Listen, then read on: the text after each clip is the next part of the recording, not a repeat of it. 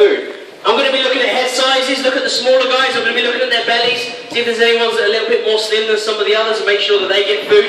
And towards the end I'll show you a natural way in which crocodiles jump out of the water to grab their food in the wild, be it over low-flying birds or even bats out of trees. You've got our usual suspects under the bridge here.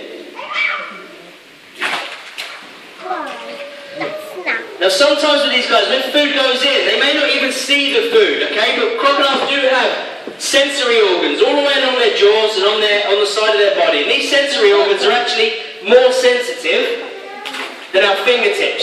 So anything that actually splashes on the surface or touches up against their jaws causes crocodiles to then lunge forward, mouth wide open, and then try and grab hold of that food. You'll also notice that's what some of these guys are doing. They're using those sensory organs to search around and find the food on the bottom.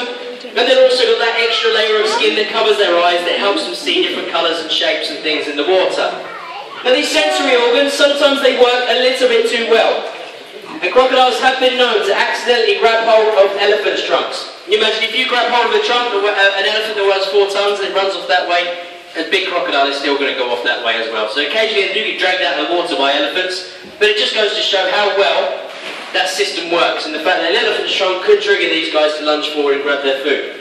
You'll also notice that we are feeding them smaller prey items today as well. We're not going around and throwing in a whole carcass like you would associate seeing Nile crocodiles on television.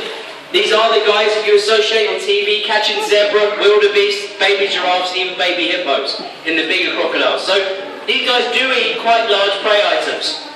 But it would be very difficult for me to make sure everyone gets a fair share if I'm just putting one big animal in there for these guys to actually sort it out and to eat there. And they don't have very good manners, so they will actually just keep eating and push the others out of the way. So this makes it much easier for us to pick out certain individuals.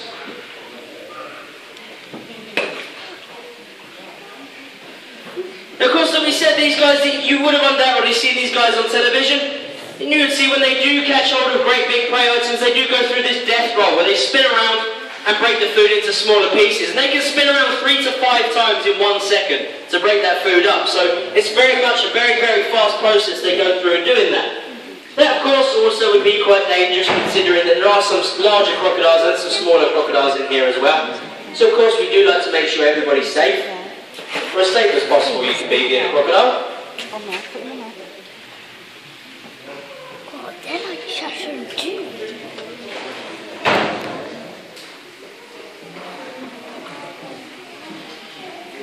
Now that little girl over there pretty much trains us, we don't train her. So she sits there, she knows if she stays there for any longer than a couple of days we will just go and throw food to her. So she knows we're a bit of a soft touch and she sits there, but we don't mind. She is one of the smaller individuals inside the enclosure. So that's exactly what we're talking about. So crocodiles have these amazing healing properties, but even though this girl here basically had her leg amputated by another crocodile.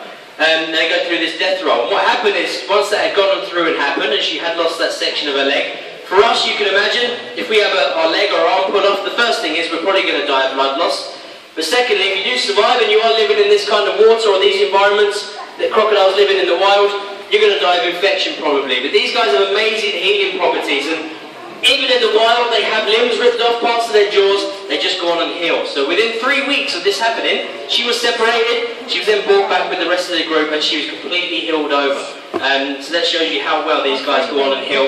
Although it does make her a little more shy going forward for food, which is the reason why we'll throw food to her, to make sure she gets her fair share as well. So like I said, we're now heading into a time of year where these guys are eating a little bit less food. It is kind of seasonal. These guys here, in the summertime, some of these crocodiles inside this exhibit were putting on around about 2 inches of length per month. That's how quickly these guys were going through and growing. In the winter time, or heading into the winter now like we are, their growth does slow down, and they will actually slow down their growth rate, of course. And that's all because in the wild there's naturally going to be a little bit less food around during certain times of the year. Although I think they are growing pretty much at the rate we would like them to.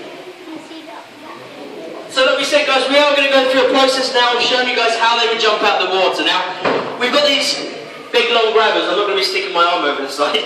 Now these big long grabbers here, these are going to help us not only pick up certain individuals, and I'll be able to show you the process in which how we would start maybe name training with some of our crocodiles, how we could do that. We're not going to do it today, but we could show you how we would do it. And also what we're going to do is it gives you an idea of how well crocodiles, or how good crocodiles are at actually jumping out of the water. Being as that these guys, even when they're fully grown, potentially can jump 6 to 8 feet in some species, completely clear of the water. They help them catch low-flying birds and bats and things like that. Now, of course, this does serve another purpose as well. Although it's very good for you guys to see, it also serves the purpose that it keeps our crocodiles thinking about how they're going to get their food. They're swimming, they're exercising, and they're using muscles that necessarily you wouldn't associate them with. Now, I don't know if anybody's noticed, but crocodiles are quite efficient, and maybe an ultra male way of saying they're lazy, but I would say they're quite efficient. So even this little hop out of the water, this is very good exercise for these guys here. It's over there, don't jump from here, that way. Look here. There we go, that's better.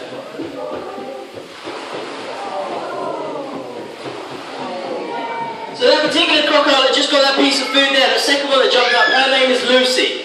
Now Lucy has a name because Lucy's also a bit pushy, she's a bit of a bully, and she will try and come and see what we're doing when we're working inside the exhibit. When she's 5 foot, it does seem quite funny when she swims over and she's coming to have a look at what you're doing. When she's 10 foot, it's not funny anymore.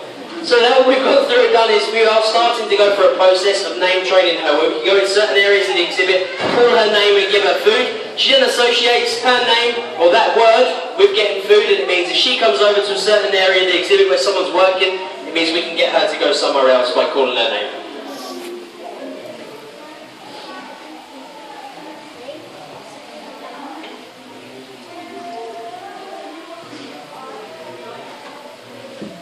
One of the smaller ones, being brave.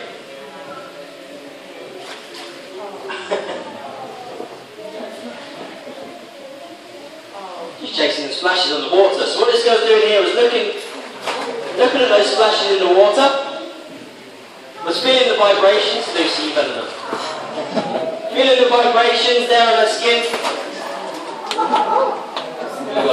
And then going through and actually jumping at the water there. So like we said, any disturbance on the water these guys are looking for. So even though they are underneath the surface of the water, they can see it. With that extra layer of skin or that extra eyelid that comes across, that does help them see. And of course, those sensory organs we mentioned earlier.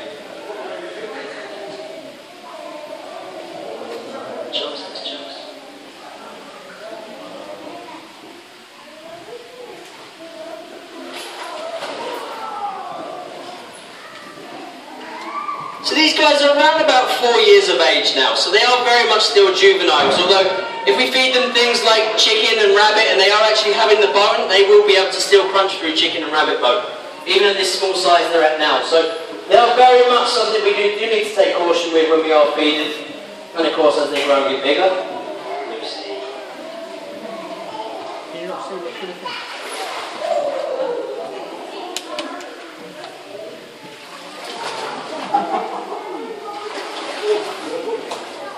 See how Lucy's a bit of a character there? She's one to look forward to in the future because she will grow quite large as well, so it seems.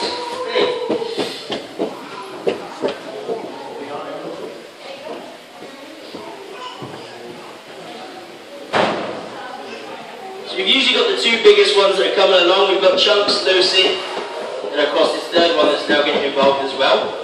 We know they've got very good bellies. We know they're one of the only ones that feed like this way. Maybe that one goes in against that one. There's one for the fish there. So of course you would have probably noticed there are fish swimming around inside the exhibit as well. These fish are actually quite a fast moving species. They do manage to get away from the crocodiles. In the wild, these crocodiles would be very, very good at catching fish, but these guys also know once we come on this platform they're going to get some food. So they tend to just leave the fish alone.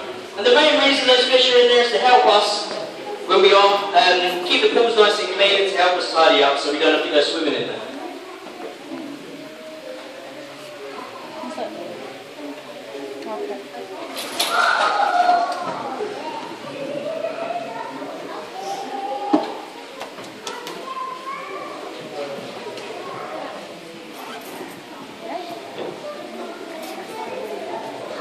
We can coax any of the little ones over.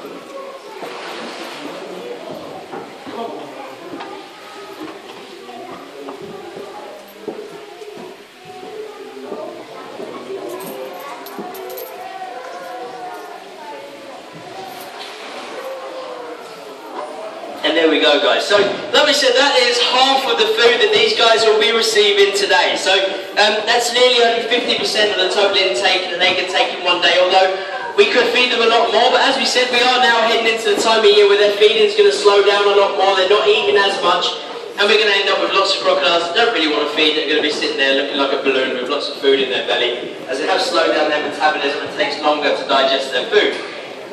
But hopefully, guys, that gives you an idea of how we would start